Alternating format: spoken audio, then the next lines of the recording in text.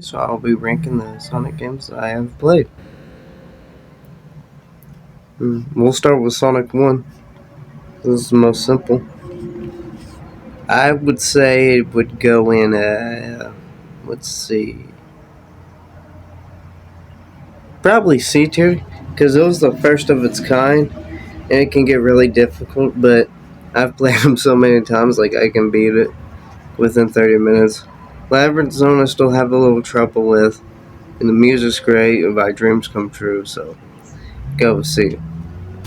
Now Sonic 2, on the other hand, I would put in A tier because it is the most linear and relaxing game. I just knocked down a couple points because I don't like a real ocean song. I think it's boring and long. That one zone in the entire game. The special stages, unless you got two people, they get like really brutal at the end. But for S tier, I would put Sonic 3 because the stages are bigger, longer, more exploration, and you get the story elements. The cutscenes make it cool. Then you got Knuckles as a playable character and a save feature finally. I get that save features weren't that prevalent back then, but no, a save feature helps. That way you don't have to beat the game in one city. Now, this may be controversial, but I'm gonna put Sonic CD in the same one. Because I do like that you can transform time. I'm fascinated with time travel. Go to time, you get different endings, and you don't have to do the special stages, you can just hit the robot generators. So Sonic CD's S tier. Plus I love the opening Sonic Boom, but I do prefer the Japanese soundtrack. And Sonic Rush, I would put in a... I do like Blaze the Cat, she's one of my favorite characters. And I do like the music, even though you can't hear with all the tricks you do. Let's see, I would probably C because of the bottomless pits. And Sonic Rush Adventure, I feel they improved on the level design, and it was the very first Sonic game I ever played. So due to nostalgia bias, I'd put it in S tier. Because I've played that game so many times, it is one of my favorites. Especially the music and the Grand Canyon, like, I listen to it when I walk and stuff like that. Music has carried my life so much. Well, the game has in general. So Sonic Adventure, Sonic's first fully 3D game. I have played it. I do like the multiple storylines. I even like Big the Cat's fishing minigame, which shouldn't even congest with the whole story.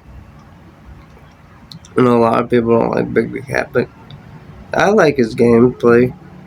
I do like the treasure hunting stages because it feels like an open world game, but has Knuckles. So I would put it... It's tough between Sonic Adventure and Sonic 2. I really have fun with it, so I would say A tier. Now, Sonic Adventure 2, I do like the 10 speed stages. The max, I'm iffy on. But I do like the story. I do like the Knuckles treasure hunting stages, even though they fucked up the radar system. So I would put that in A tier. I just really love the Sonic games. Like Sonic Heroes. Like I know a lot of people say they get bored playing it multiple times, but if you do breaks and stuff and get the story and the last story with the uh, all I'm made of, that is pretty cool. I would say B tier because it repeats a lot.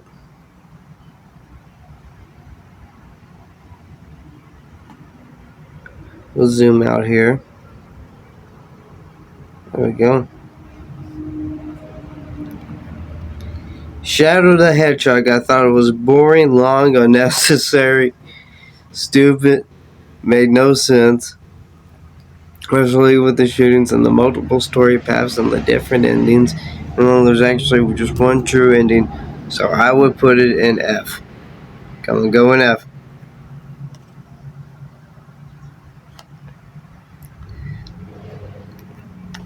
Sonic 06 I didn't think was that bad. It has flaws. The story is horrible, but the gameplay, even though Sonic's slow as shit, I didn't find the level design that bad in Sonic stages. Shadow stages can kiss my ass, and Silver I didn't mind as much. It was either Silver or Shadow I had to give up on because I didn't even finish the stories. So I would put in D. Not that bad, not that good. Sonic Unleashed, it's one of my favorites of all time. I love the story, I love the daytime stages gameplay, and the Werehog did grow on me, even though I prefer it without it. I prefer the Werehog stages on the Wii version, because they're a lot shorter. So we're going to go S tier, even though that final stage where you have to spam the button took me forever to beat, but I stayed with it and I was dedicated. So for Impact, I'm putting Sonic Unleashed in S tier. Sonic and the Secret Rings, on the other hand, I'm putting in F. Couldn't figure out how to control them, couldn't figure out how to get to work. You gotta unlock better control, and the button stuff is stupid. Sonic and the Black Knight, I thought was cool. It had great story. The Wii remote, it was hard to get it to respond at times when you hit the people, and I had to hear the wheel to fight the knight so many freaking times. But I feel it's a solid D. Sonic Lost World, I didn't think was as bad as everybody said. It's definitely more Mario, and I played the 3DS version, so it's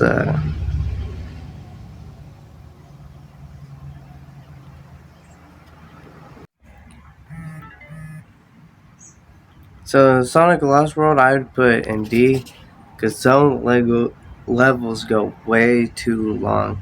Like the one where you gotta roll a snowball went on forever, and the watermelon stages take forever. In a Sonic game, you gotta go fast. In Sonic Mania Plus, if it wasn't for, they should have all been original levels. If it was all original levels, I'd put it in S tier. It controls the best. The music's great. Gameplay is awesome. It's best classic Sonic's control, but not all original stages, even though it's a new game. So A tier. Now Sonic Forces, I remember being so excited for this, and I hyped it up, and I hyped it up, and I told all my friends it's going to be great. It's going to be great. The story's going to be dark and gritty like Sonic Adventure 2, and Infinite just ended up going, I'm not weak. So total disappointment. So on disappointment, it's a complete and utter failure. I can't stand the game. It's boring. It's too short, and a lot of it's done with how I was hyping it all Christmas season, and got so disappointed and burnt by it. From Sonic Boom, Fire and Ice, it's average. This is the most average by the number Sonic game you can ever play. We're gonna go D tier.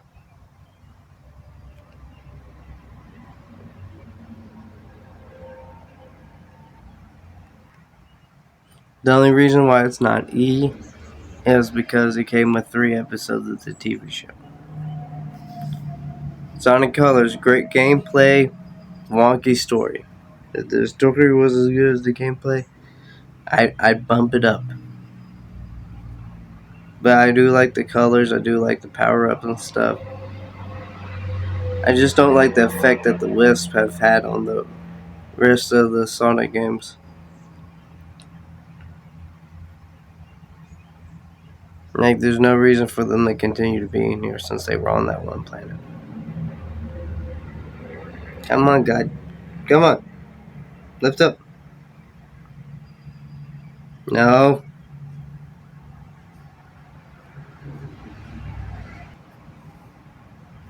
Now, Shadow Generations is one of my favorites of all time.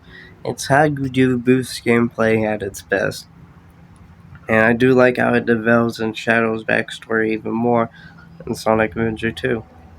It explains a lot more, includes a lot of. And it was fun collecting all those bolts, even though it just leads to a stupid clock, which pissed me off when I turned the game off. But other than that, I love Shadow Generations. I love all the Doom power ups. I love the final boss.